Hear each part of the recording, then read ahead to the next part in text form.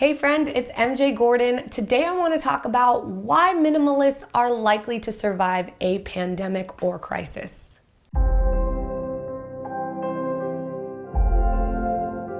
So while I know there are likely multiple groups or types of people that would survive a crisis or pandemic, this was just a fun topic for me to be able to reflect on the benefits of minimalism and how they've helped me and my family during the time of this crazy spreading of this virus. Also, it was a way to show you some things that you could look forward to outside of just the practical aspect of minimalism frees up my space and time and it looks pretty on Instagram. So minimalism is truly a way of identifying what adds value in our lives. And the idea behind the practice is once you identify those things, it allows you to remove the things that don't, giving you more time, space, money, energy to really focus on the things that are super important, hence living a more fulfilled and happy life. Now, a lot of people think of this in terms of their goals or their lifestyle, but this also works when it comes to responsibilities, your well-being, and unforeseen circumstances in the future, such as what we're dealing with today. The beautiful thing about practicing identifying what adds value to you is you build a self-awareness, you build a good radar or sense of the things that truly matter, and as you practice this over and over again, you become more efficient, especially in times that matter. So for myself, this was really helpful when it came to knowing what news was important news versus sensational news, what things I should listen to, and getting ahead of the curve.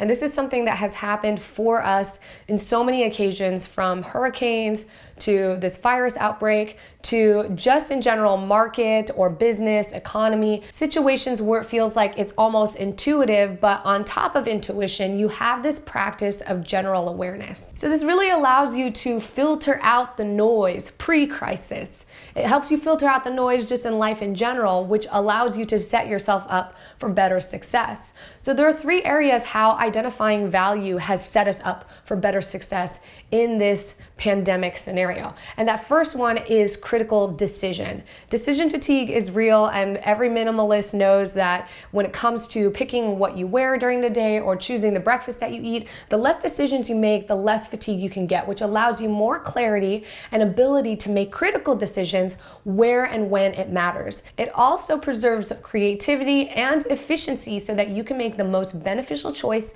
in the least amount of time. And what we discovered for us was we had zero fatigue when it came to making the choices during this outbreak. We quickly saw that work was going to slow down and the schools were shutting down, so we were going to have this open week. Because we were battling a flu ourselves, could have been the virus, we didn't get tested, but we were battling something that was so similar to the symptoms that were described, we self-quarantined, and because of that, we kind of were left with, we might be twiddling our thumbs. So we just made a very quick decision to stop work, hang out, focus on the school of the girls here at home, focus on taking care of the things that we needed to at home, and we also were expecting a new puppy, so we allowed the puppy to come home sooner than we expected so we can take this time to train and just get him acclimated. We also had to make some quick executive decisions to not have guests come over that we're planning on visiting and to stop travel and not attending events that we had on the schedule, just because this is just a little bit crazy and it would be irresponsible for us to have these symptoms and make contact with people. That sounds so weird. Make contact with other humans. So the beautiful thing is, even though we had to change plans a lot and adjust, that allowed us to focus on other things that were important to us and still continue to have fun here at the house as a family. The second area where minimalism really helped us in this situation is our emergency and food storage. We've talked a few times in the past about how when we first moved here, the hurricane was a big eye-opener for me about being prepared and just having some extras. And so from then on, I started building an emergency and food storage. And basically, it just means extra of some of the basic things that we need, like soap, sanitizer, medicines, alcohol, disinfectant, toothpaste, as well as bulk food items and water. And the simplest way that I've organized this is just buying these things in excess and organizing them on the shelf so that I use the things that are oldest and put the new items in the back. And we've always had this excess, which has just been a huge benefit for us in so many scenarios, even if it's somebody coming down with a fever and getting really sick, and just having the silver and the essential oils to back it up right then and there, and not having to run to the grocery store when you don't feel like it. And it was really funny because I went to buy this silver. Actually, I have it right here. This colloidal silver is something that I love and depend on anytime any kind of infection occurs. I love putting it in my ears, my nose, my mouth. Before you do this, make sure you check with your doctor, because I'm not a medical doctor, and I'm suggesting this for myself as something that's really helped avoid ear infections, sinus infections, etc. But I love this so much. I didn't realize that I had some left over, so I went and ordered it, and because this whole crisis occurred, nothing is getting shipped out. Everything is purchased, and so it's been back ordered, and it's saying that it's going to take 3 weeks to get here. And then lo and behold, this was actually underneath my sink in my bathroom and not with the emergency storage. So I was like, oh, I have some. And so it's just nice to always be surprised in a positive way because you're prepared. And I have to mention the idea of toilet paper, because I was a little confused as to why toilet paper was a thing that was selling out and people weren't getting a hold of.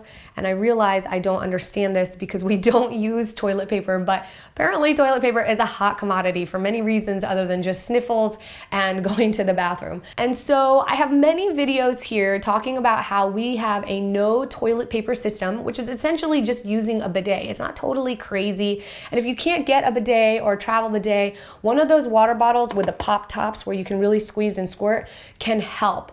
And I want to just take a time to dispel some myths while we're at it. Using a bidet system does not put poo and grossness on your towels like you might believe. It is not like wiping with dry paper. As I showcased on my video where I used a travel bidet, I squirted peanut butter off of an apple until it was clean.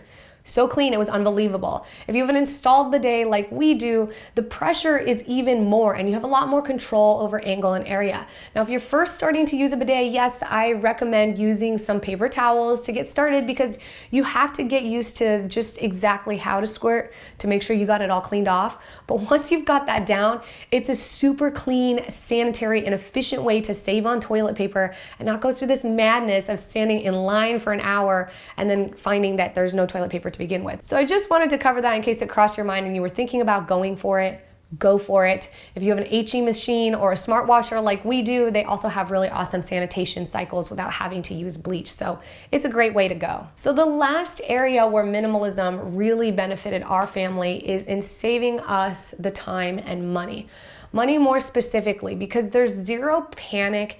We're able to see things with a little bit more clarity. We're more prepared and we're not just in a frenzy. We're able to also have that peace of mind in the market as well. I'm fortunate enough to be old enough to remember the dot-com bubble, 9/11, and the 2008 housing crisis, but also call myself a millennial. I was actually working in finance when 2008, 2009 occurred, and I was able to learn by watching people pull out and sell all their investments to lose it all because of sheer panic, and then to watch the markets rebound in the next couple years and have the people who didn't sell make all their money back and more. So we're not too concerned about it in this marketplace. So minimalism really refined the skill of being able to identify what adds value for us financially as well, even if we are buying a new house and paying off new debt like a brand new roof that came too soon. It allowed us the option still to be able to have our lifestyle and take off work and have work slow down and be sick and do all these things without having to worry about it.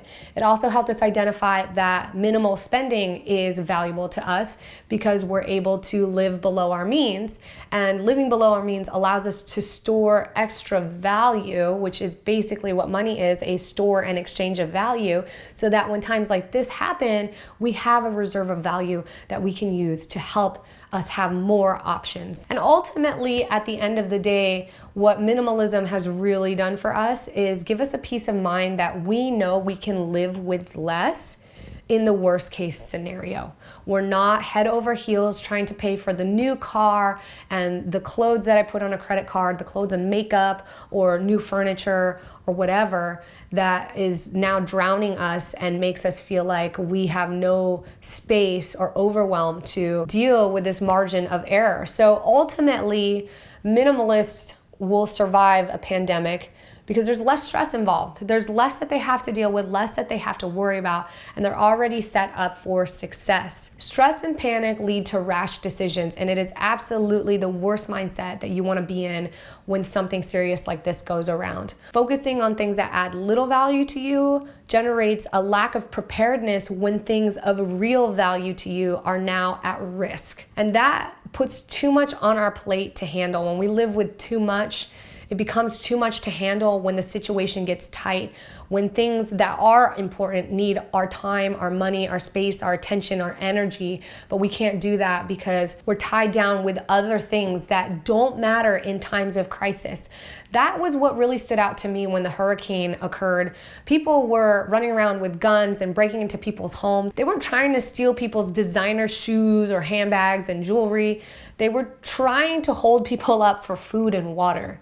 And it made me realize how important the critical things are to our health and our mentality and our well-being.